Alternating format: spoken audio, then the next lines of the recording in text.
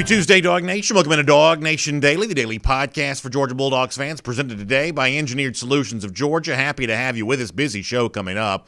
Not all of it good news. Former UGA offensive lineman Isaiah Wilson, a little bit of trouble in the NFL. We'll talk a little bit more about that. Also, some weird news involving a transfer to Georgia that never was, that somehow was kind of out there for a while, but really was never anything behind it, and all of a sudden now it's kind of fizzled out and nothing. We'll deal with that, and we'll talk off the very top of the program why Georgia-Clemson Week 1 to start the 2021 season is incredibly important for the Dogs for a number of reasons. This is going to be fun. Why don't we begin that way? It is DawgNation Daily, the daily podcast for Georgia Bulldogs fans, presented today by Engineered Solutions of Georgia.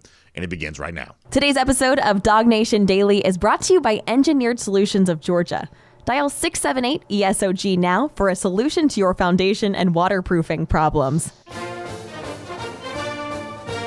Presented by DawgNation.com. This is DawgNation Daily, the daily podcast for Georgia Bulldogs fans. Here's your host, Brandon Adams. The folks over at ESPN have a big question as it relates to Georgia. Now, I've told you before, I like this kind of stuff. I like off-season content. I like way too early top 25s and all that kind of stuff. And I do like it when ESPN kind of highlights a little capsule for each of those top 25 teams. And they, on the pages of ESPN.com the other day, took a look at the biggest off-season question facing each of those teams for the upcoming season. And for Georgia, who's number 4 in the ESPN way too early top 25, the biggest off-season question is, can the Bulldogs take the final step towards elite status? Now, I will say that this is a little bit of a loaded question. On the one hand, speaking as a Georgia fan to Georgia fans, I think the one thing that you can say about Georgia fans is this question is also on the mind of UGA fans. Georgia fans want to see their team take that next step. We've talked before plenty about the restlessness that exists related to Georgia fans who are just hungry to see this team win a national championship. That's obviously true, and it's not a huge surprise that, Georgia fans would see ESPN asking this question of Georgia. However, there is another part of this. While Georgia fans don't make excuses and don't sidestep the need to win a championship and the restlessness about the fact that Georgia hasn't done that yet, I think there's also a belief amongst some Georgia fans that, hey, Georgia's actually been more elite than they've been given credit for sometimes in recent years, and maybe it was the fault of, in some cases, ESPN, or at least some of the folks around ESPN, or maybe the fault of the College Football Playoff Selection Committee for not noticing that. Because Georgia, after all, plays in the SEC, where there are always going to be at least one more really good top-flight team that you have to deal with. In other conferences, you don't have that. The ACC, for instance, some cases the Big 12, Notre Dame as an independent. Sometimes those teams get a little easier path towards the college football playoff, and there is a belief among some Georgia fans that Georgia's been kind of graded on the curve fairly harshly because it's played in the SEC. Let me give you a piece of example to kind of prove that point, or I should say a piece of evidence to kind of prove that point, and then we'll kind of, move this conversation in the direction that needs to go. Let's go back to 2018 for a moment, in which Georgia goes down to the wire against Alabama in the SEC championship game, and there were a lot of, folks who, after that game, even though Georgia had 2 losses, a lot of folks who thought that Georgia was still one of the 4 best teams in the country and should have gotten at-large consideration for the college football playoff that year. Of course, the committee doesn't really do that, but there were a lot of people giving voice to this, including the most prominent voice in all of college football, Kirk Herbstreit, who was very articulate on ESPN television, both before the committee made its announcement and then after the committee, picked its top 4 that did not include Georgia for 2018. Herbstreit was in the belief that Georgia should have been in that group. Let me go back to 2018 here for a moment, let you hear Kirk Herbstreit making the case for why Georgia should have been one of the top 4, even though they weren't the SEC champion. This is Herbstreit from 2018. I felt for the last 5 or 6 weeks that this Georgia team, and I didn't go to Georgia. I'm not from the SEC. You know who I'm loyal to? College football. Not the Big Ten, not Ohio State, not Georgia. When it comes to my job, I'm loyal to and I have passion for college football. And I want to see the 4 best teams get their chance because that's what's right and that's what's fair. Now, it's subjective. Everybody's entitled to who they think is the best, but I'm not pushing for an agenda. I'm not pushing for Ohio State to make it as a fan. I'm pushing for what's right. And what's right is how can you watch Georgia be number 4 and then go out and play the number one ranked team and not only hang around with them, but control them for much of the game until Jalen Hurts decides to write a Hollywood script and come back and knock off Georgia. And now we're supposed to say, Georgia, for that performance, you went from 4, you're going backwards? To me, if anything, they should have gone up to number 3, not backwards to number 5. Biggest voice in the sport, Kirk Herbstreit, most respected analyst in college football, in so many ways, the face of the sport, back in 2018 says, I've seen all the teams in the country play, and I'm telling you right now that Georgia is one of the 4 best. The College Football Playoff Selection Committee looked at all of that and said, yeah, but we're not putting them in the playoff because they lost the conference championship game. And you don't deserve to be in the playoff if you lose the conference championship game, if you have those 2 losses. That is what the playoff selection committee said back in 2018. In so many ways, it's so similar to what Georgia heard back in 2007. You know, we had Mark Richt on Cover 4 Live this past week. One of the most prominent moments in Richt's career was that 2007 season when Georgia gets really hot towards the end of the year, and right there at the top of the rankings near the end of the year, and you have the right confluence of losses. West Virginia gets upset, for instance, and all this stuff kind of falls into place. All of a sudden, it seems like Georgia may move up to number 2 in the BCS and actually get a chance to play in that BCS national championship game. But Georgia got told at the time, no, you can't do this. We can't put you in the playoff, or in that case, it was the BCS championship game. We can't put you there because you didn't win your division. If you don't win your division, you don't deserve to be in the national championship game.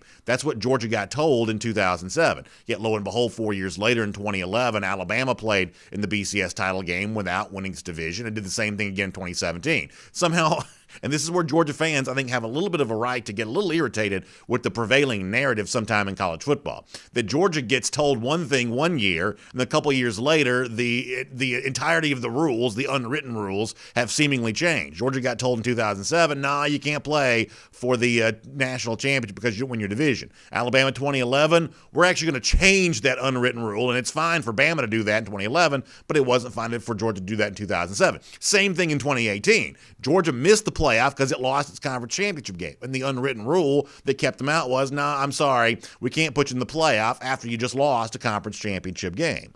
But then lo and behold, what happened this past year? And this is where things get really interesting.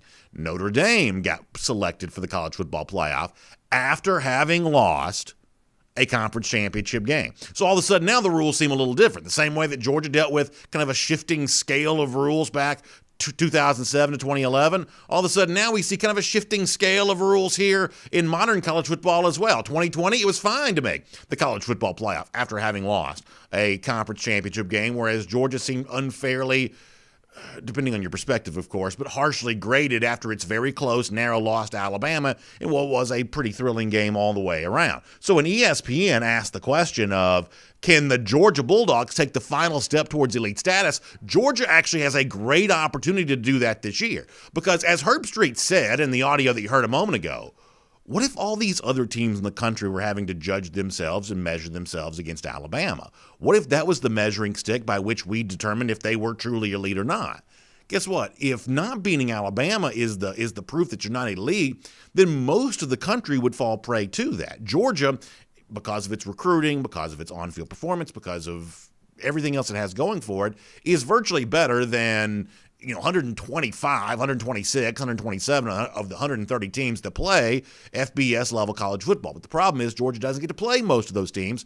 Georgia's in the SEC, having to measure itself against the very best in the SEC, and that's obviously a big challenge that Georgia faces. But this year can be different. Now listen, UGA fans want to see Georgia win the SEC championship, want to see Georgia take down Alabama, and there's a very good chance that come December they may get a chance to do that. But this year, Georgia can put a lot of pressure on the College Football Playoff Selection Committee before you even get to the SEC Championship.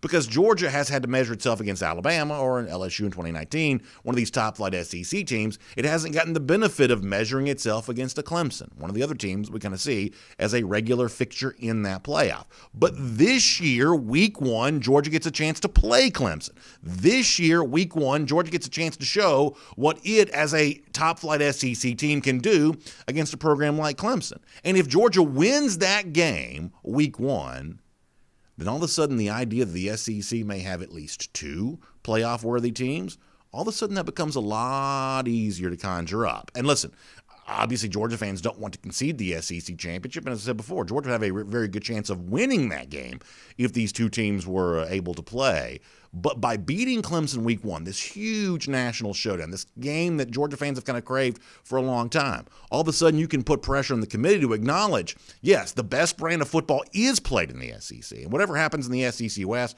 with Alabama, Georgia, by beating Clemson week 1, proves that it's definitely playoff worthy no matter what happens on that first Saturday in December. And if there's a comparison later on to be made between a Georgia team with maybe one loss, a Clemson team that kind of looms as the ACC champion, the fact that Georgia won that game head-to-head ought to matter there in that spot. So the committee has had it easy when it comes to the SEC the last couple of years. They've been able to only put one of the league's teams in the college football playoff. They've had the opportunity to kind of cherry-pick programs out of other leagues to put in that spot. But if Georgia goes out and beats Clemson week 1, all of a sudden, Georgia making a case for itself as a playoff team before you even get to the SEC championship, that becomes a lot easier to imagine. Now, I was going to talk for a moment about how Georgia may win that game against Clemson when it's played, but I've already gone a little long on this topic for today, so let me save that for tomorrow. We'll do some of this also with Connor Riley coming up in a moment. And so let me just briefly shift gears to this. I think it's really funny in the kind of media circle around UGA, just how big every story becomes, even stories that are essentially not stories at all. Let me give you an example of this. Drakeshawn Miller was a cornerback for West Virginia, and mentioning Miller is something already that a decent amount of the folks who are watching, listen to this show, they're already kind of familiar with Miller because there had been this online chatter of, hey, here's the guy that played for Jamal Adai at West Virginia. Here's a graduate transfer defensive back, seemed to have a pretty good season. Georgia seemingly in need of a veteran presence, the defensive back spot. It's almost like people started connecting these dots of Miller to Georgia without any tangible evidence that Georgia was even interested in Miller. I don't know if Georgia was or wasn't, but it's amazing how far down the path this story got without any real substantial connection to UGA whatsoever. Well, if there was ever a Drakeshawn Miller news cycle, it came to an end yesterday. If you're watching on video, you saw this on the screen a moment ago, Miller putting it out there on Twitter that he's actually going to Auburn, committing there to Auburn. There's some Auburn folks on social media trying to make this a head-to-head win versus Georgia, but once again, there is very little tangible proof that UGA was interested in Miller at all. Maybe they were, maybe they weren't, we don't know. But as we've said many times before, that if Georgia brought in the graduate transfer defensive back, I'd be fine with that. There's obviously a case to be made that Georgia could benefit from that veteran presence. Experience does matter at the defensive secondary. But also, most of the teams in the country are actually pretty envious probably of the level of talent that Georgia already has, even if it's guys who haven't played very much, or in some cases not at all, like former 5-star Keely Ringo. So if Georgia wants to go to bat with the defensive secondary that it has for the upcoming season, we've said this as recently as yesterday on the show, I believe. We've said it many times the last couple of weeks, that if Georgia wants to go to bat with the defensive secondary that it has, I got no problem with that whatsoever. Drakeshawn Miller chooses Auburn. Was he ever in the mix for Georgia? Not really sure. But don't be so quick to assume that what Georgia already has on the roster, combination of guys who've been here since 2017, young guys with a lot of talent, don't be so quick to assume that this group that's already here can't be the makings of an effective secondary. We'll talk more about this coming up. My name's Brandon Adams, and this is DawgNation Daily, the daily podcast for Georgia Bulldogs fans. We're presented today by our friends at Engineered Solutions of Georgia. Great to have you with us. All kinds of platforms now. Video side, Facebook, YouTube, Twitch, Twitter, so many different video platforms. Podcast-wise, we're on all of them. A lot of you checking in on TuneIn. So many different ways for folks to kind of check in on the show. Just really appreciate you being a part of it. Of course, our friends on the radio in the Classic City on Athens Sports Radio 960 The Ref. We always love being with you as well, and we really appreciate our friends at Engineered Solutions of Georgia for making it all possible. We have a nice studio, lots of technology, producer to help us keep all this running.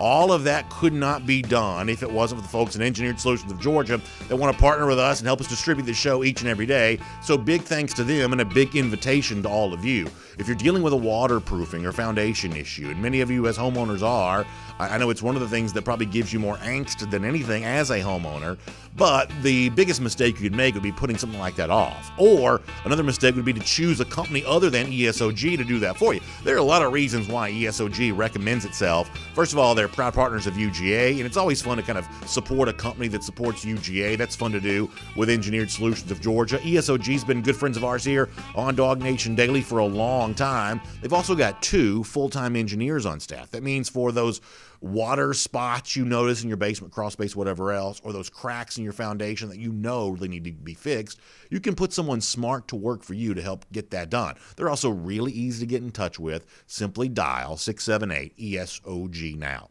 That's 678-ESOG now. That telephone number will get you in touch with my friends at Engineered Solutions of Georgia. All right, I am going to get Connor Riley on the program coming up in just a moment. Before that, though, let's squeeze in a quick version of Around the Doghouse. And obviously some very sad, troubling news coming out of the NFL. It has been a rough rookie year for former Georgia offensive tackle Isaiah Wilson, and it seems like it's gotten even worse there with the Tennessee Titans. Wilson put this up on Twitter last night, then deleted it. He said, "I'm done with football as a Titan. No further comments." And I just hate to see that. And I won't pretend to know everything that's gone on with Wilson in terms of inside his head and everything else, but he's only played 4 snaps all year long, right? Just 4 snaps for the Titans all year long. I mean this in all sincerity. There is nothing more sad to me than self-destructive behavior. And you don't just see this from top-flight athletes. You see this from people in all walks of life. Maybe all of us are a little guilty of self-destruction from time to time. It's just the saddest, most disappointing thing. I just hate it for anybody who's kind of feeling like they have that going on in their own life. In Wilson's case, hard not to watch the way in which this is all unfolded and say, man, this is a guy self-destructing in a time which he ought to be enjoying the very best that life has to offer. And you can say, well, he's already got his money. What does it really matter? But the truth is, if he's having a hard time, sort of managing his behavior as an NFL player the way that he is right now, he's also going to have a hard time holding on to his money, too. That's just a cold, hard fact that he may be dealing with in the time to come. And, you kind of put yourself in the position of an NFL GM here for a moment, a personnel guy. And this is always the toughest thing, right? Knowing how someone's going to behave after they've gotten their money. And I don't think we've ever, you can do Wonderlic tests, you can do psychological evaluations, you can interview these guys up and down over and over again. I just don't know there's a good way to know kind of how some guys are going to react after they've got the contract, after they've been drafted. Because I got to tell you, you go back and watch the Isaiah Wilson that I feel like, I shouldn't say I know him because I only talked to him a few times, but the guy that I saw at Georgia, this is never the kind of outcome that I would have imagined from him once he got to the NFL. In fact, let me give just a brief piece of proof about this. Go back and listen to a brief conversation I had with Wilson, right there in the early stage of his career after he had a very good 2018 year, after having not played at all in 2017. I had a chance to ask him, what that experience was like, knowing that someone that came into the class with him, Andrew Thomas, was having that first-year success that Wilson probably himself craved for himself. Listen to the thoughtful, careful, smart, well-worded answer that Wilson gave, going into the 2019 season when he spoke these words. Would you ever imagine a guy that was capable of being this mature would have the issues that he's dealt with now in the NFL? This is Wilson going into 2019. I want everybody on the team to win. I don't care who you are. If you're on this team and you're in red and black and you're wearing that G and you're out there grinding with me, I want you to win. Whatever's best for the team is what I want. My freshman year, I wasn't ready to play. I sat down and I learned how to be ready to play. In 2018, I played. I mean, listen, I'm sorry. If I were to listen to a guy like that say enough things like that, that's a guy as an NFL GM that I would have felt okay drafting. I wouldn't have been scared away from drafting Isaiah Wilson under those circumstances, and yet look how it's turned out for the Tennessee Titans. He has a chance to be the worst first-round pick of all time in terms of the outcome for the team that drafted him.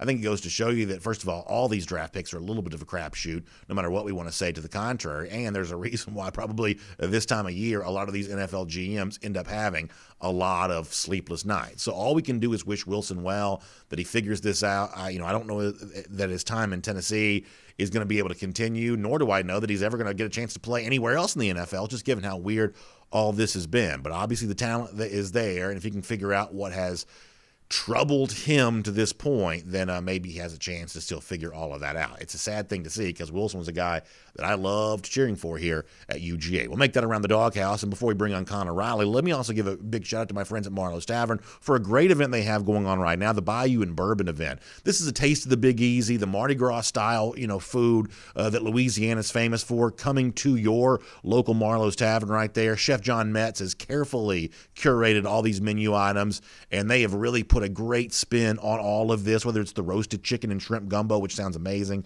the Narland-style po' boy, deconstructed jambalaya, honey bread bourbon pudding, what a great dessert option that is. Of course, plenty of delicious bourbon cocktails as well. That's all going on for you right now at your local Marlows Tavern, the Bayou and Bourbon event. Please go to marlowstavern.com to find out a lot more about this, how it's unfolding at the tavern right there in your neighborhood, and just all those great menu items. Great chance to be a part of a really fun event. Bayou and Bourbon going on right now at Marlows Tavern. How much do you love the Louisiana spin that Marlows puts on its name right there with the EAUX there at the end? So really fun stuff. Marlows Tavern, Bayou and Bourbon. Make sure you check that out, marlowstavern.com, for more on that. All right, we want to keep the Georgia conversation going right now. Connor's had some great stuff on the pages of DawgNation.com over the last couple of days, so I want to get into all of that with him. And then a little bit trolling coming from Gainesville, Florida against these Georgia Bulldogs. We'll get your game face on for the cocktail party in October before we're done today. We'll be very, very serious about that. But for now, a lot of Georgia football talk. Let's talk to our buddy Connor Riley here on DawgNation Daily, presented by ESOG. From Athens and across the SEC or wherever the recruiting trail may lead, here's a DawgNation.com insider. A lot of ground I want to cover with Connor Riley while we're lucky enough to have him here with us on the show. And, Connor, I hate to belabor kind of a bad story, but I am curious your thoughts on this. I talked a moment ago about Isaiah Wilson.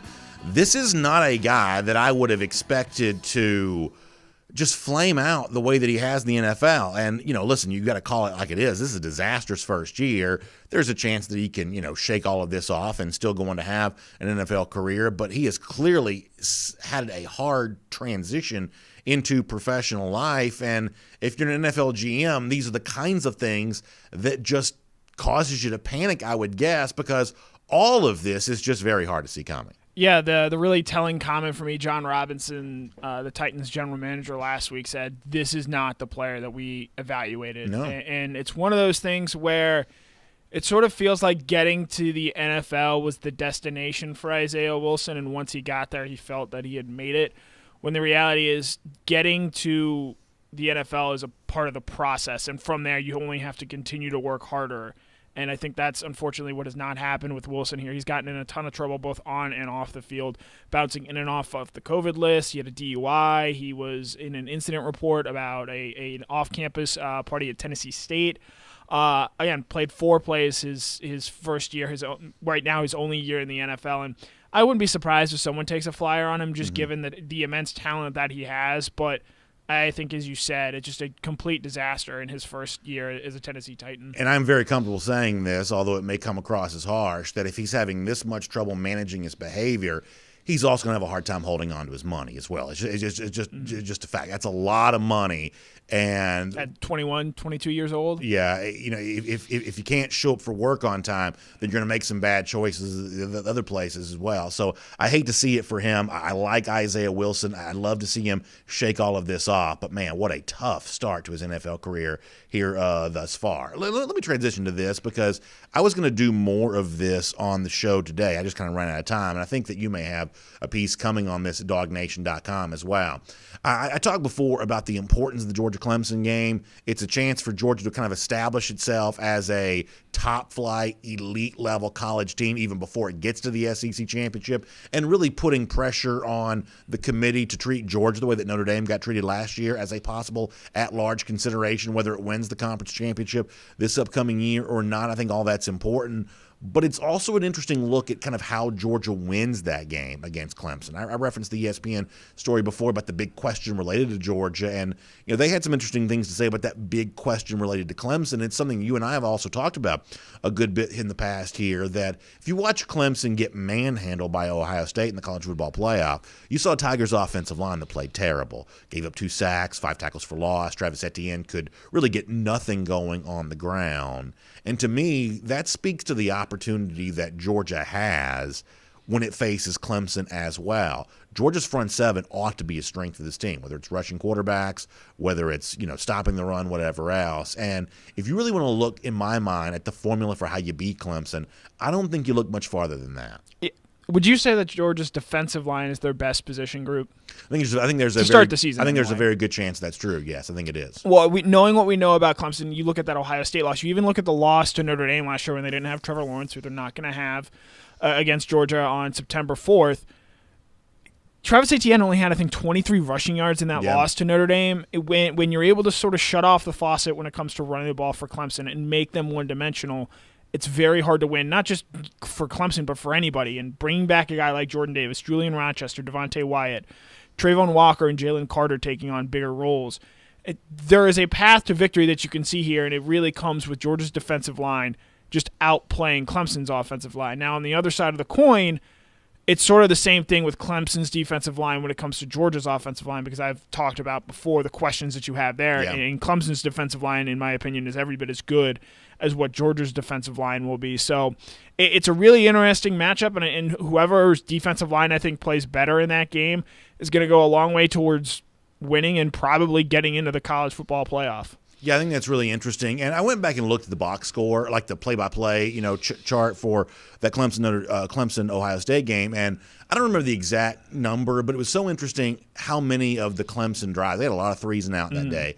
how many of those drives seemed to start with a Travis Etienne rush for 0 yards. That stymied on that first down, led to a 3-and-out for Clemson. All of a sudden they're giving the ball back to Ohio State. And I think it just speaks to how important first down is going to be for both these teams. Really, in all the big games, it's about getting that explosive play right there from the beginning of a drive that kind of gets you ahead of the chains and ahead of schedule, moving towards a scoring play. But so much of what Clemson struggled with against Ohio State, which speaks to the point that you just made a moment ago, was they could not get Etienne going on first down. They chose to run him a lot on first down and had no success doing so. And then after that, the Ohio State defense was able to kind of pin its ears back and play much more aggressive. Clemson was really stymied on first down against the Buckeyes, the college football playoff game. And I got to say, as you said, for both these teams battling on the line of scrimmage, limiting the other side on that first down, to me, is going to go a long way towards determining that game. Right, and now Clemson doesn't have Etienne, as he's also off to the NFL, and they don't have they brought in Will Shipley, a 5-star recruit, and they've had some guys that have been in their program for a while, but they don't have a clear and obvious apparent successor on the same sort of talent level or potential talent level that Etienne brought there. So if Jordan Davis is the best player on the field and it shows up pretty obviously against Clemson, I think that's going to go a long way in potentially getting Georgia a win that day. Yeah, I want to talk more about this on the show tomorrow, but I think that's kind of a fun thing to look at because it's not too early to start thinking about how a game of this magnitude is going to be decided. And listen, there's a lot to go with spring practice and everything else, but we already have a little bit of at least a thumbnail sketch of what both these teams are going to look like, and it does, I think, set up for a very interesting contrast. In some areas similar, in some areas different, but we already have a little bit of an idea of what Georgia Clemson is actually going to look like when these two teams play each other. Do you think this is Georgia's most important game in 2021, at least in the regular season? I don't, because the Florida game is a revenge game, and to me, it's easier to make the playoff having lost to Clemson than it is to make the playoff having lost to Florida. So for me, we actually talked about this last year going into last season, that Georgia was playing last year to put Florida deep into the rearview mirror so it wouldn't have to treat Florida as its most important game anymore. It could think about looming rematch with Alabama or a Clemson game. But Georgia didn't take care of its business last year. We're going to talk more about this Georgia-Florida game coming up in a moment of today's show. But just to be frank, Georgia let Florida as a program hang around after last year. And based on the way that Florida beat up Georgia for most of that game, unfortunately for right now, Georgia hasn't earned the right to treat another team other than Florida as its most important game right now. I think you're right there. The Clemson game is just going to have such obvious playoff ramifications, and I'm sure the national media will say when they eventually do the most important game for every top 25 team on ESPN, they'll say Clemson probably just because of the national perspective and sort of the narrative that surrounds Georgia there. But I do ultimately think you're right. That game against Florida, it'll validate that Clemson win all the much more of saying, hey, this Georgia team is a different team because you look back a year ago, they couldn't beat this Florida team. I don't trust the playoff selection committee to be consistent with its reasoning, so therefore it has a way of sometimes feeling unfair, even if unfairness isn't its intentional goal. But if there was a degree of fairness, then I think you would say the Clemson game is more important for Georgia than it is for – more important for Clemson than it is for Georgia, because Georgia conceivably ought to have opportunities to rehabilitate its image were it to lose to Clemson, especially if it lost in a close game. Florida should be ranked. The opponent in the SEC championship, assuming Georgia gets there, should be of a high caliber, an Alabama or a top-ranked team from the SEC West beyond the Crimson Tide possibly. There ought to be chances for retribution that could help rebuild Georgia's image if it were to be, knocked off by Clemson. But if, Clemson were to lose to Georgia, those opportunities might be fewer and harder to come by. I don't know if Clemson plays North Carolina in the regular season. Carolina, though, has a chance to be a pretty highly ranked ACC team. Notre Dame's back to being an independent once again. So, if you're Clemson, you lose the game. From a perception standpoint, you don't have as many opportunities to rebuild that image, at least that's the way it kind of looks to me. Right. It's sort of – we've seen you can get into the college football playoff with one loss. And if you're Georgia, you don't want that first loss to come in the part of the season, but you have what you have on your schedule that you can make up the case. And, again, if you win the SEC, you're going to be in the college football playoff. That's guaranteed. With Clemson, if they lose that first game, it's not only are they going to have to win out to even have a case to get into the playoff. If it's Clemson at the end of the season and it's a one-loss Clemson and, say, a one-loss Alabama or a one-loss Georgia, that head-to-head against Georgia is going to matter quite a bit. Yeah, I think that's exactly right. Let me transition to this. You wrote about Drakeshawn Miller, or at least about the transfer portal that Miller exited out of, ended up at Auburn. There was never any tangible connection between Miller and Georgia other than the speculation of, well, he played for Jamal Adai and, he had, kind of seem to fit the profile of what some of us have assumed that Georgia's looking for. It's just amazing to me, Connor, how, air quotes here, big this story became without any real connection to Georgia whatsoever. And now he's going to Auburn, and we'll never know if Georgia ever took a long look at Drakeshawn Miller or not. It's why Kirby Smart laughed when he was sort of asked about the transfer portal and building on it. And he, I think, correctly pointed out, every time a player goes into the portal, he said the media, but fans, I think, do this as well of, this guy's a really good player. Georgia needs really good players. Let's see if we can get this guy on our team. And Miller, obviously, I think is a little bit different, more so than, say, Arik Gilbert or some of the other players that have gone in the transfer portal, because he does appear to fit an apparent need at that cornerback position, as well as the Adai mentioned that you brought up. But at the same point in time, and I wrote this last week as well while bringing up Miller, Georgia's going to be patient in terms of adding to its roster. When you hear Kirby Smart talk about defensive backs and cornerbacks in particular, he says this is a position group that needs to develop. So even if they did bring in Drakeshawn Miller, that's really only a one-year fix on this position group. And Georgia really needs to develop a Keely Ringo, a Jalen Kimber, a Nyland Green for multiple years, because otherwise, if you're just bringing in grad transfers and sort of patching up the holes on the side of the boat without fixing the actual motor, a year from now, you're still going to find yourself in the same situation. So I think Kirby, and again, we've talked a lot about Nyland Green, Keely Ringo, Jalen Kimber, guys we all think are going to be really good players for Georgia. I think Kirby owes it to them to sort of see what they do this spring with starters reps, how they go out and perform in practice as the number ones at those positions. And if they're able to play well there in spring practice, obviously you want to see it in live game action. I think how they perform in spring determines how aggressive Georgia ultimately might be in bringing in a transfer portal player at the cornerback position. Yeah, I told you this, I think, last week when we spoke, that, I mean, I think there's a way of looking at this that bringing in a guy like Drakeshawn Miller would have been fodder for negative recruiting against Georgia. Hey, look at these class of 2017 guys. They've been waiting for their turn. They finally thought they were going to get it. Then, lo and behold, Georgia brings in somebody else, or, 5-star who thinks he has a chance to play early. Maybe they told you that coming out of high school, but look what happens when you finally look like you're going to get your chance. So, I mean, I think there's a way that Georgia sets itself up for future recruiting success if it is truly willing to trust the guys that are on its roster. Right, and I think the transfer portal thing became much more, I don't know if reality is the right word, but a possibility after Tyreek Stevenson himself entered the transfer portal, because if you sort of looked the way Georgia had built that cornerback position, they always sort of knew that this was going to be a year where they had a decent amount of turnover.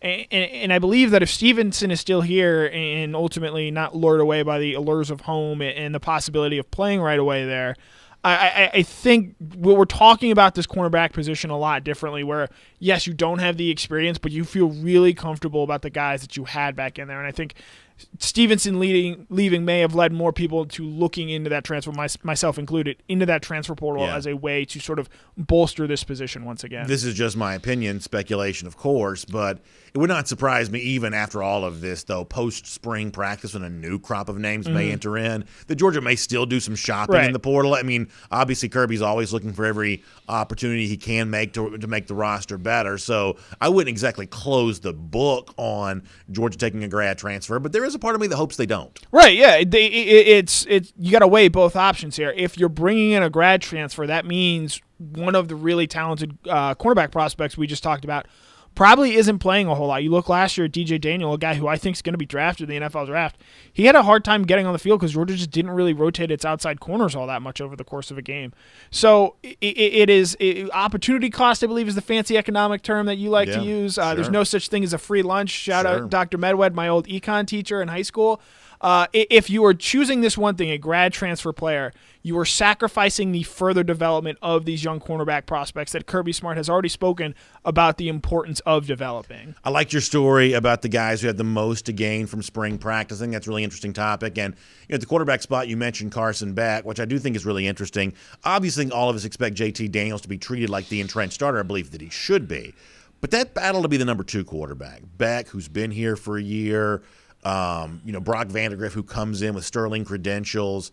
I think number 2 quarterback at Georgia for 2021 is a really attractive spot to be in. You may be playing a little bit more this year. Georgia playing a 12-game schedule. Georgia having comfortable leads. Traditional opportunity for backups to get in there and play.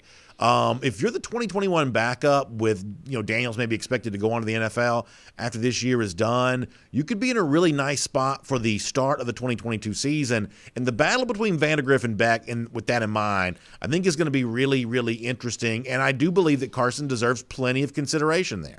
And there's a name you didn't mention there in your little spiel talking about backup quarterbacks, and I believe he's actually the guy who's going to be the number 2 quarterback, or at the very least the first quarterback off the bench if JT Daniels' helmet pops off or he has to go into concussion protocol to get checked out. You're talking about Stetson Bennett. I am talking about Stetson Bennett. I know it's not popular. I know it's not cool, but for as much grief as he caught last year for how he played against Alabama and Florida, let's also not ignore the fact that he beat Auburn, Tennessee, Kentucky, and Arkansas, 4 SEC wins. And while, yes, he wasn't always the most impressive in those games, you even look back at the Cincinnati game where JT Daniels did leave for a play. Stetson Bennett stepped in, came out on the field. Todd Monken had all the faith in the world in him and called the pass play on a pretty consequential 3rd and long, and Bennett completed it for 12 yards. So the Carson Beck, Brock Vandagriff angle is sort of even within the backup quarterback decision, a sub discussion of, well, how does Beck sort of, I think, take advantage of this spring? Because Vandagriff's knee is a question, and how healthy and how much he'll be able to do is certainly a story worth monitoring. And as you just all laid out there with Beck and Vandagriff, this is about 2022 for them and how they set themselves up this spring. I think it can go a long way in positioning how we initially talk about that quarterback discussion a year from now, where Stetson Bennett probably won't be the name we're talking about. You also mentioned Kendall Milton there at the running back spot. Everybody knows that Milton is good. Georgia's got a crop of running backs. I think they're all pretty good, to be honest with you. There's not a dud in the group, I don't believe, but a lot of folks look at Milton as the guy who has the best chance to be better than good, to be special, to be maybe even great. How much can a guy like that prove during the spring? Well, I think we all here think that Kendall Milton is the most dynamic running back that Georgia has in terms of running the ball. Obviously James Cook I think is a better pass catcher. Kenny McIntosh is pretty shifty and capable in his own right, and you saw there at the end of the Peach Bowl. I think when it comes to Kendall, and the thing I want to see is I want to see him take steps forward in sort of the smaller areas, the areas where Zamir White really excels as a pass blocker, as a obviously not the pass catcher that James Cook is, but in doing the little things really well, playing really well on special teams. That's what gets Zamir White on the field and stays on the field and earns the coaching staff trust that he's going to do the right things. I want to see Kendall Milton take that step forward. I want to see him continue to improve as a pass blocker, continue to improve in sort of the finer areas. And while you might not be able to differentiate yourself as a true running back in terms of what you're able to do running the football, I do think in the spring practice setting, it's an excellent opportunity for Kendall and all the running backs, obviously, to work on those little areas. And if Kendall's able to make an improvement there in that area where they can trust him as picking up a blitz on third down, that's only going to help him get on the field more. Let me finish this way. You mentioned a couple of young players. Broderick Jones at the offensive line spot, obviously an offensive tackle, Keely Ringo at cornerback. If I gave you the power to wave a magic wand with a national championship, obviously the goal, and you could give Broderick Jones a very effective season, or you could give Keely Ringo a very effective season, but you can only choose one. Which is more important right now? Is it Jones or is it Ringo? To me, it's Jones, because the way I believe about college football now is, unfortunately, defense just does not matter as much as it used to, specifically pass defense. With the way route concepts are now and guys are able to get open, it's just hard to win defensively these days. And I think you look at the Alabama team, you look at the LSU team, Alabama's offensive line was dominant last season. And if you're telling me you get I don't know about dominant, but a really good left tackle, a guy you don't have to worry about, a guy you can leave out there on an island against another team's best pass rusher, that makes me feel a lot better about Georgia's national championship case than a really good cornerback, because Georgia had that a season ago, I believe, in Eric Stokes and maybe even Tyson Campbell, and it ultimately just didn't matter, especially in that game against Florida. I think that's exactly right. I think it's going to be fun to see, and I guess the assumption on my part is that Jones probably is a little ahead of a Tate Ratledge, who I do think is going to be certainly heard from, and Marius Mims, who's as good a prospect as Georgia brought in, maybe having to wait his turn a little bit. I would say that Broderick Jones is of those potential offensive tackles, including the Xavier Trusses and folks like that. Jones is the guy that I'm the most interested in heading towards this spring. Right, and especially with what we know about Jones, he was going to have to put on weight from a season ago, because I believe he came in at 285. The Georgia 2021 roster now lists him at 315 pounds. So if he's bulked up and better able to handle, I think, the physical rigors of SEC football, I think that's really going to help him potentially win a starting spot for Georgia. I'll remind you, this is our Kroger Fresh Take with Connor Riley here on the program here today. And don't forget, Kroger's got low prices for all your Kroger stores. You can look for those yellow and red tags on each aisle for special savings. That's a great price that's guaranteed for you there at our friends at Kroger. Taking really good care of you, great food, but also at a great price. So keep your eye on those yellow and red tag sales going on at your local Kroger. Connor, great stuff. Thanks for being here as part of our Kroger Fresh Take today. I certainly appreciate that. We'll look forward to reading a bunch from you at DawgNation.com, and, of course, talking to you very soon here again as well. Yep, as always, it was a pleasure, B.A. Let's take a look around the rest of the league. This is SEC Through. Really fun stuff all the way around there from Connor Riley. Great stuff. By the way, he's got some good stuff coming up at DawgNation.com as well. As I told you before, a nice look at Georgia Clemson. We talked a little dogs and Clemson off the top of the program. He's got that coming at DawgNation.com here today, so make sure you check that out. Before we do our SEC Through, let me talk about something else that's really fun coming up. How about the Major League Baseball All-Star events coming to Atlanta this year? Truist Park. Going to be so much fun. The game itself, of course, home run derby, everything else. Not just a chance to see great Braves like Freddie Freeman, who we expect to be there, obviously Ronald Acuna and folks like that, but also a chance to see some of the biggest stars outside of our market as well. Mike Trout, Mookie Betts, Aaron Judge, all of those a strong possibility here as well. It's going to be an unbelievable baseball event. I can't wait to enjoy this. I think the battery is just going to be amazing for the entirety of the time. Home run derby going to look so good there at Truist Park, and many of you want to be a part of this. The best way to secure your access to the All-Star Week events and the festivities is by becoming an A-List season ticket member. Of course, the deadline to do all this is March 29th. Now, listen, these tickets are going fast. There's also a great chance for you to get in on the Braves games as well. Lots of options, whether you want the full season deal here or you want a 27-game kind of option that gives you a ton of flexibility when you have young kids like I do.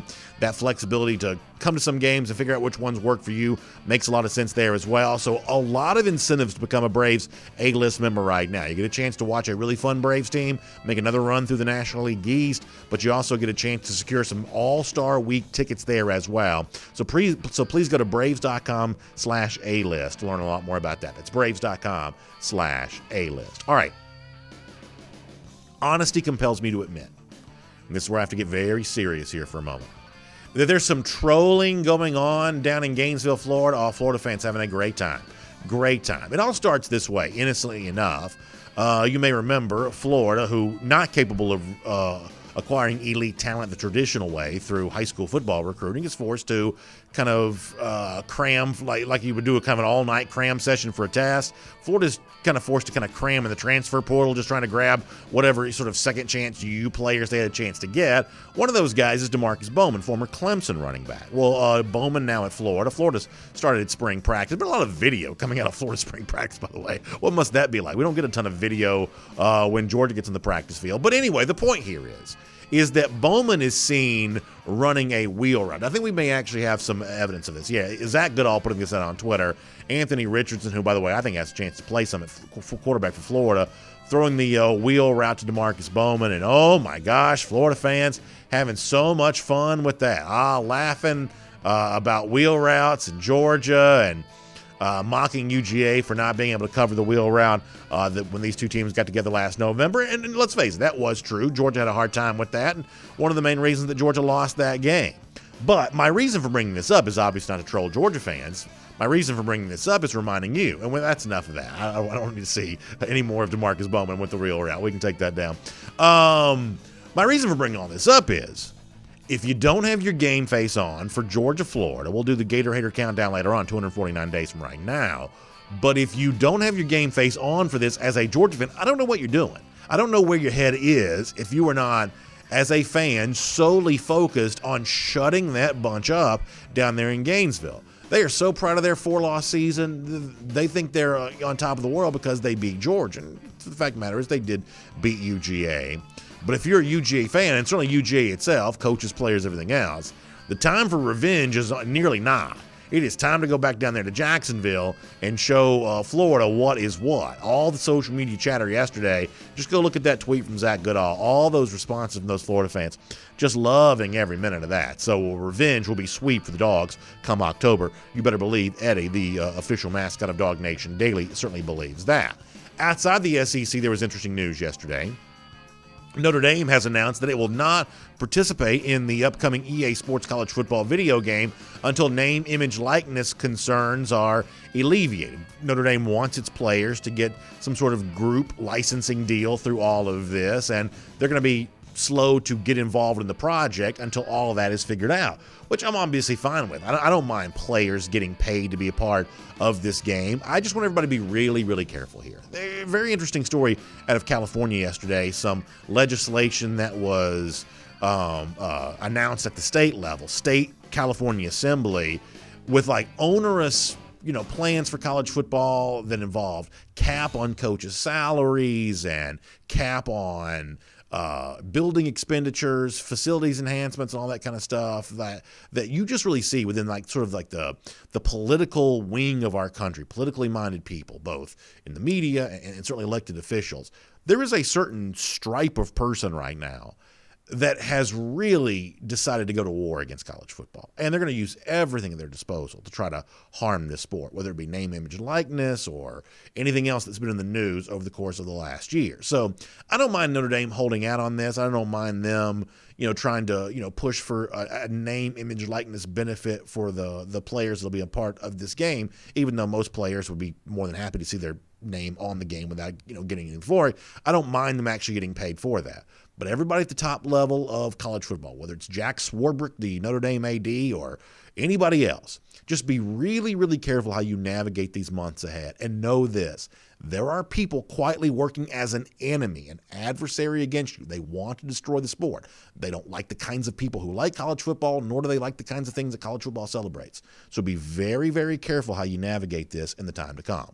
On a much lighter note, one more thing to kind of finish up here on our SEC through. I saw a story. It's been kind of around the NFL media a little bit.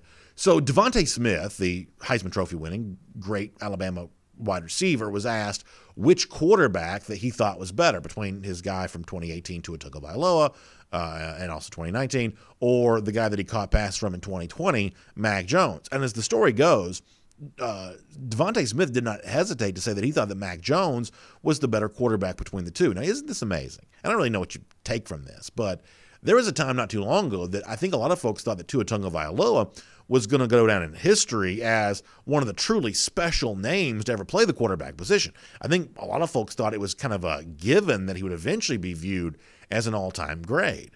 But now he's not even the best Alabama quarterback in recent memory. Devontae Smith's opinion certainly carries a lot of weight. It's also not an obvious thing that Tua's the future of the quarterback spot there with the Miami Dolphins.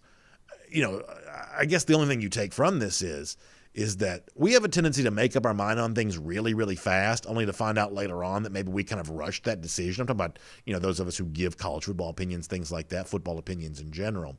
Isn't it funny just how quickly we had statues erected of Tua Tagovailoa to all of a sudden figure out that, maybe he's not quite as special as it seemed. I said this a lot going into last year's draft, that I thought it was the Alabama receiving corps that was the truly special position group at Alabama, and actually they probably aided the job of Tua Tagovailoa. As it turns out, that looks probably true. I don't know that Tua is a bad quarterback necessarily, but kind of the historic rarefied air that once we thought he was in. I don't know that that's quite as true as it once was. We'll make that your SEC through. And by the way, speaking of those lousy stinking Gators, of course, you can continue to send your submissions to be a part of our Gator Hater roll call to me on Twitter at DawgNation Daily. Shout out today to the Miami Hurricanes baseball program, which did take a series against number 1 ranked Florida in baseball over the weekend and had some great fun with that on social media as well, showing you the Florida F transitioning to the L. Miami doing a great job of that. You love to see the L by Florida taking it there against the Hurricanes. So I've had my problems with Miami over the course of this offseason related to some of the stuff with Tyreek Stevenson and everything else, but I got no problem giving them the golden shoe for a terrific piece of social media artwork there. The Florida F becoming a big-time L. You love to see that. And as I said before, Georgia fans, get serious about the cocktail party coming up in October. 249 days from right now. It's our Gator Hater Countdown. Get ready for that revenge because it's going to be sweet. We'll see you tomorrow on DawgNation Daily, presented by Engineered Solutions of Georgia. And on video, time now for our R.S. Andrews Cool Down. Appreciate you being here, a part of the program today. We'll take a lot of your comments. I spent way too much time off the top of the R.S. Andrews Cool Down yesterday on Facebook, so I will take the YouTube folks here first today, and I'll remind you that R.S. Andrews shows up for your rapid service. That's what the R.S. stands for. Air conditioning, heating, plumbing, electric. It's actually pretty warm yesterday. It gets you thinking that we're not too far away from spring, and the warm weather season brings a little pressure on your air conditioning unit. Of course, you're going to be running that thing here pretty soon. Are you sure yours is ready for the spring that's on its way? Get the peace of mind you need by getting your system tuned back up to factory fresh specs. Find them online at rsandrews.com. All right, over here on YouTube, we'll get some comments, and we'll see how things are going. By the way, my YouTube interface is like completely different now. I wonder what caused that to happen. All right, some YouTube comments. Thomas Van Santa says, I would never be on a UGA opponents program. Yeah, we've always had a lot of non-Georgia fans that like to check out our show, and I'm always thankful to have them. Listen, I certainly appreciate that. I know some of you, argue with them and things like that, but, listen, there are not a lot of shows like this that do what we do to the reach that we're able to do it, so we'll be a big tent here. Real Cage says, make comments on the basketball walk-on Eder. Yeah, I've seen him. He's actually been very good. I've been very impressed with that. At least that's what I think you're referencing. I think it's really cool to see a guy, like you said, from kind of a walk-on standpoint, step in and do big things for a team. Foster Moss says, we're getting too far ahead. We got to get Clemson first. Yeah, we did talk a lot about Clemson off the top of the program. Jay Shipe said that I see the bar fight with Spencer Jones. Yeah, maybe we should have done that on the SEC through today there as well. I saw the video of this yesterday. I got a lot of thoughts on this.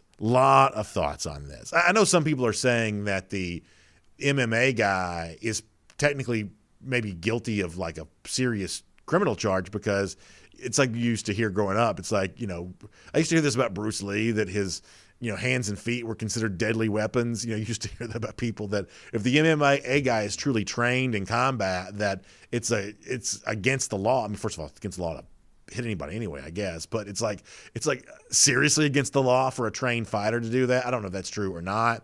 I guess I think about this more along the lines of Spencer Jones, is that if you're going to run your mouth at somebody in a bar bathroom, I think you have to at least be of the mindset that the guy that you're running your mouth to, he might be a trained fighter. Because the guy that's like, putting him in the guillotine or whatever, he's not a big dude. He just certainly didn't come across looking like some, fighter guy, but he clearly knew what he was doing. I mean, he gave you that like rat-a-tat-tat combination, left, right, and then had you down in the submission maneuver.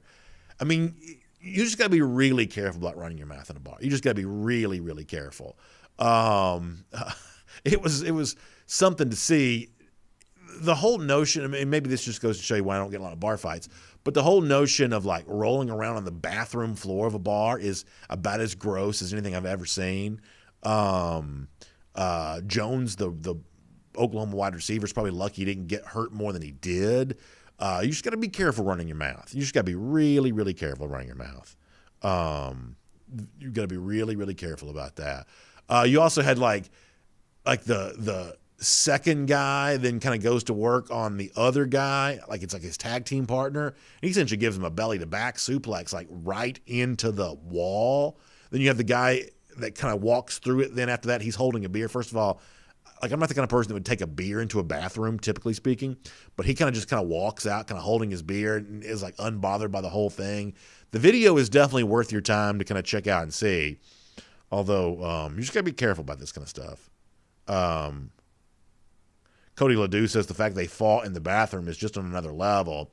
Yeah, I mean, I would say there's probably, a decent number of drunken fights that probably get going in a bathroom, because you do put people in kind of a confined space, right?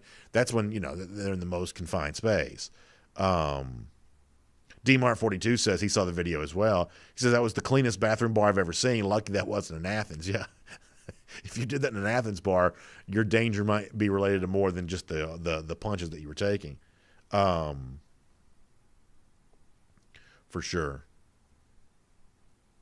I believe it's Chol over here on YouTube says, tomorrow's my son's birthday. Both of your birthdays. That's really cool. Happy birthday to both of you. Thanks for checking in to share that. I hope you have a great and happy birthday. How about this? Frank Patterson says, since 2018, Nick Chubb has more rushes over 20-plus yards than any other back in the NFL, which includes any back. G. Grace Bama boy brags. But, yeah, listen, Chubb's had a great NFL career. There's no question about that. No question about that. Noah Sheldon says you got to check the bar fight video out. Yeah, you definitely need to see it. Please don't leave our broadcast right now, but you should see it. It's really something. William Perry says, what do you take? A loss to Florida and win the SEC, or beat Florida and lose the SEC? I've never liked comparisons like this, because obviously the team success winning the SEC championship would be great. But I will say this, in terms of the long-term trajectory of the program, you don't want to lose to Florida for a second consecutive year. You don't want to give Florida any firmer foundation than it's already standing on. That game for Georgia is really, really important against Florida. Very important. Croking 123 says JT is going to benefit from having the best wide receivers we've probably had in school history. So many NFL wide receivers right now. Yeah, on paper, it's clearly the best crop of receivers to start a season, I think, during the Kirby Smart era. And you probably do have to go back a good number of years to find a better crop on paper for Georgia to begin a year, even certainly predating Kirby Smart, many years before that prior. You just hope it lives up to that on the field. But the chances of this being a far better version of Georgia, the wide receiver spot, than we're used to, there's a very good chance that's true.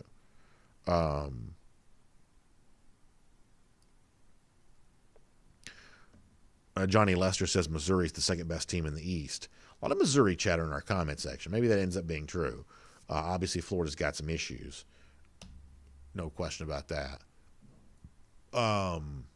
You don't have, a ton of these preseason top 25s that seem to include Missouri right now. You don't have a ton of that, but they're going to certainly have their chances. Certainly offensively, they did some big things a year ago, even if they got handled by Georgia. Let me go to Facebook here for a little bit. We'll take some comments over there. Hope all of you are doing great on the Facebook side of things here today.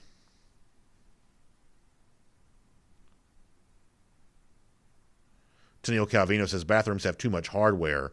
Why fight in there? I think the problem is like people go into a bathroom not necessarily looking for a fight, but there's a lot of bumping into people that goes on in a lot of bar situations. That's a chance to kind of bow up and show what you're all about. And listen, I've talked to football players about this before. There's kind of a counterintuitive thing about football players in a bar. You might think anyway, that the average person would want to stay away from a football player because the thought would probably be that a football player probably capable of handling himself in a fight situation. But for a lot of drunk yahoos, that's actually a little bit of a magnet. They want a shot at the title, and they want to go over there and take down a football player. It's something they're looking to do. So this is kind of the problem with football players in these bars anyway. Not to say that football players should never have a good time, but your presence, listen, a lot of football players are very recognizable, even if you don't know specifically who it is. That certain build and body type would suggest you probably are a football player. There are a lot of people who are going to want to come over and mess with you for that very fact alone. So it's tough to be one of these guys out and about, although in this particular case, I think that the Oklahoma wide receiver is the instigator here. Philip Jordan Wells said that he heard there was a DawgNation breakfast buffet today. That'd be a good idea. Hopefully we can do something like that soon. Jamie Huff says it's a punk move to fight someone when you were trained. There's a lot of that on social media about this story. A lot of folks criticizing the fighter guy for doing this. I'm actually surprised at how much of that is out there, that the MMA guy was in the wrong because he's the guy that has the credentials. When it's fairly obvious that Connor Riley's going to step in here. It's fairly obvious that the Oklahoma receiver was running his mouth. I'm a little bit surprised that more people don't think he got what was coming to him. What's the point of being trained as a fighter if you can't ever use those skills? But I think, though, did you hear this growing up, that so-and-so's hands were like a lethal weapon? Yeah, Once Upon a Time in Hollywood, they reference it. Okay, yeah, so you've heard this before. Yeah. So I think that's the thought of, what's the line in Spider-Man, with great power comes great responsibility. Yeah, with great power comes great responsibility, that this MMA guy has got the responsibility to unleash the dragon right there in the middle of this barroom bathroom. Well, as Cliff Booth says, it's called manslaughter if you kill a man with your hands, and if you're beating a man to a pulp with your hands, that's called assault. So, Look, again, if you're getting in a fight with a bathroom brawl in a bathroom, you probably have what's coming to you. Yes. Not a great look. To me, that's the ultimate takeaway here. You should assume that anybody that you run your mouth at is trained as a fighter. Mm-hmm. You should assume that because, first of all, it's just a good way to kind of keep from having a lot of, knockdown drag. Breaking down the tail of the tape there, the Oklahoma player was a good bit taller than the guy that ended up beating his behind, and I definitely feel like that factored into his decision to, try and go at him. Which has always been one of my sort of hot takes, which is I think one of the biggest misnomers out there is that the bigger the guy, the better the fighter he is. Now, listen, obviously there are a lot of very big, strong guys that you don't want to mess with. Don't get me wrong on that. But the notion, so much about fighting is quickness, center of gravity, so much of that kind of stuff. I think that just generally speaking, I think it's wrong to assume the bigger the guy, the better the fighter is. So many examples of that in the NFL. When so-and-so gets a fight with somebody, it's the smaller guy who ends up being the winner there. As we saw in the fight, once the smaller guy gets you on the ground, you're helpless. Yeah. So Totally. I think that's all really true. Cody Taylor says Mike Tyson said it best. Everyone has a plan until they get punched in the face. That's exactly right. We also got a nice reference from Eddie Murphy Trading Places a moment ago. Matt Ruvin also saying the guy that sort of did the fighting thing had a little cauliflower ear, which is typically a pretty good sign that you don't want to mess with a guy like that. Joel Moody, funny line, he says, who goes into a bathroom to fight after middle school? He says, grow up. Adults fight outdoors, so there can be more people videoing.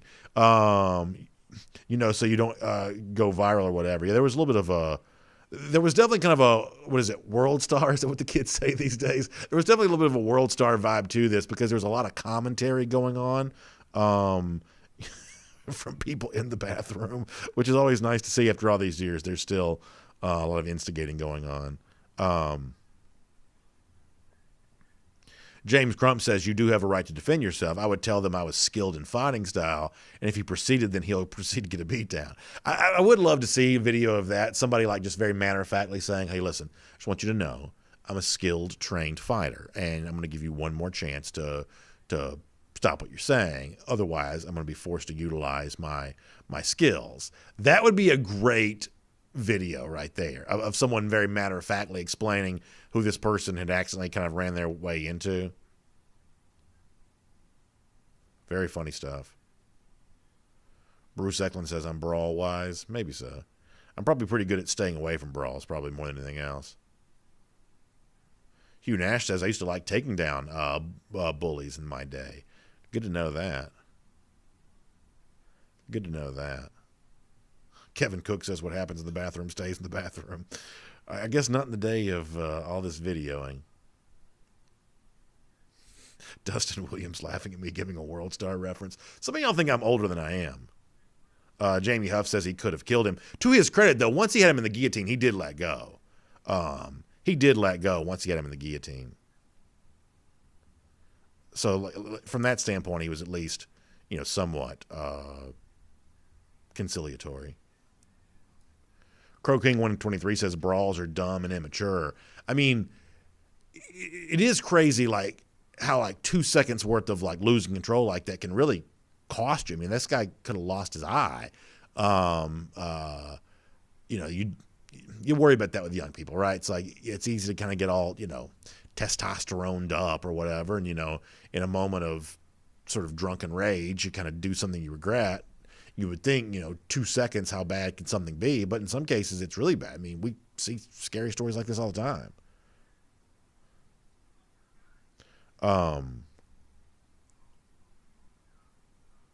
DMart42 says, in a cover 4 show battle royal, who wins?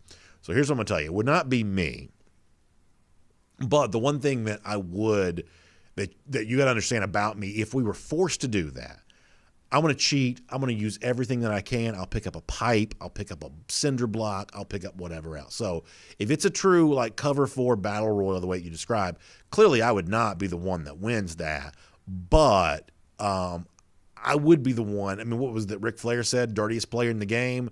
I got no problem being the dirtiest player in the game if I have to be. The notion that I'm going to fight fairly and with honor, that's not happening. I've got no interest in doing that. If we're outside, I'll grab some dirt. I'll throw dirt in somebody's eye. I'll rake the eyes. I'll do whatever I have to do. I'm going to try to avoid the fisticuffs, but if it were to come, if it were to be unavoidable at that point in time, I'm using anything in my disposal at that point in time.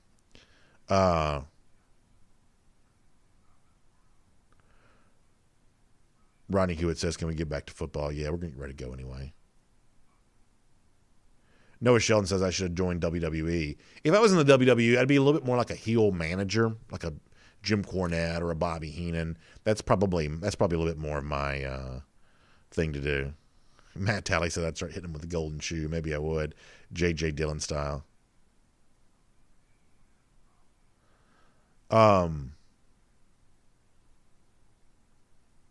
Richard D says, hopefully Pickens will not be involved in any on-field brawls or antics, but putting more energy into blocking and route running with that aggressive effort. Yeah, I mean, listen, I've always felt like that even in the early days of Pickens at Georgia, you got really both of that. Clearly, Pickens got a little extracurricular energy. There's no doubt about that. But he's also a guy that, I don't think you could ever point to a situation in which Pickens hasn't played, his heart out, played very, very hard for Georgia. And I do like that energy that he brings to the table. I like that a lot. Let's do one or two more.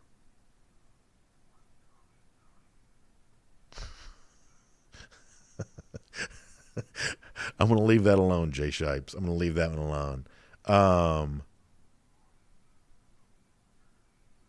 Let me do one or two more. Somebody mentioned the Clemson defensive line. Let me read this. Jalen Jackson says Clemson's defensive line is fast, but they are undersized. I think Georgia will come out leaning on that D-line like Ohio State did. Could very well be. I do think both those lines of scrimmage, though, are very interesting when you think about how that game is going to play out. And as I said before, it's not too early to start thinking about that for sure. Philip Jordan Wells kind of likes me with the Jim Cornette tennis racket. Yeah, that's probably a little bit more what my wrestling persona would be. Kemple Lee says leave Pickens alone. He's going to be all right. Yeah, listen, I'm looking forward to seeing Georgia this year for sure. Are going to get ready to go. Joel Moody says Fairchild can wrestle, fight, and block. Can't wait. Yeah, listen, that's somebody you don't want to mess with. A big guy that knows how to wrestle, that's a problem. That's a problem for you right there, because when the big guy knows how to utilize his leverage, that just adds to the strength. It's one of the reasons why I think that wrestlers are very attractive offensive line prospects these days, at Georgia included. All right, getting ready to go here.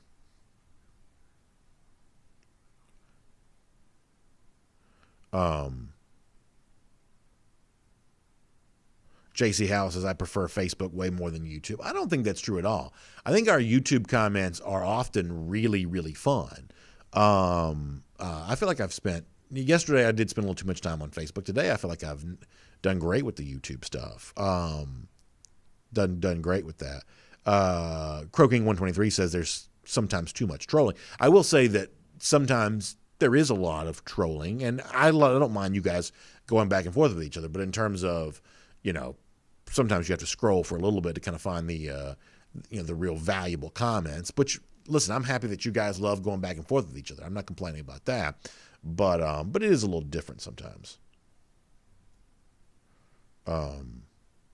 Frank Patterson says, YouTube is like the bathroom brawl of DawgNation. And that one's a good one to end on for today. Really funny stuff.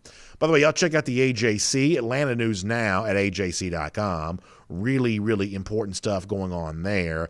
As we said before, listen, the virus stuff is still incredibly crucial to kind of understand everything that's going on with that. My mom's getting the second vaccine dose on Friday. My grandmother is too, I believe. So a lot of folks kind of getting that and trying to figure out what that means after that. Really good reporting on that at the AJC right now there as well. Also some other really interesting stuff.